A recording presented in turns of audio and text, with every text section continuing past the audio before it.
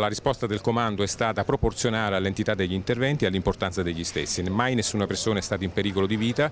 Il nostro soccorso è stato un soccorso pronto ed efficace anche in relazione alla tipologia dell'intervento. Grandi disagi, sicuramente persone che avevano bisogno di assistenza, e questo è il lavoro che abbiamo svolto, abbiamo terminato ieri.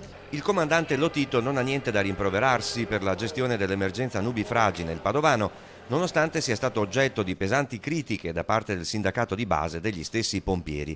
A detta dell'USB, nella scorsa fine settimana gli uomini del comando provinciale sarebbero arrivati a turni di perfino 18 ore consecutive di lavoro per responsabilità, ribadisce il sindacato di base, tutta del comandante. Avremo bisogno almeno di 28 uomini per sopperire alla carenza che abbiamo dovuta all'apertura anni or sono degli distaccamenti di Abano Terme. In attesa delle assunzioni di pompieri, al comando provinciale di Padova il Ministero dell'Interno ha consegnato una nuova APS, autopompa serbatoio, un modello rinnovato, il primo di questo tipo arrivato in Veneto, che oltre al materiale per soccorsi urgenti trasporta fino a 2500 litri d'acqua e 200 litri di schiuma estinguente.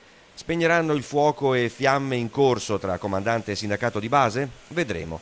Nel frattempo succede che il ministro degli interni, da cui dipendono i vigili del fuoco, sia stato bollato come Satana, re delle fiamme eterne da Famiglia Cristiana, giusto per sdrammatizzare un po'. È un problema per i pompieri? Noi con Satana andiamo d'accordo perché giochiamo entrambi col fuoco, per cui a noi il nostro ministro ci va molto bene.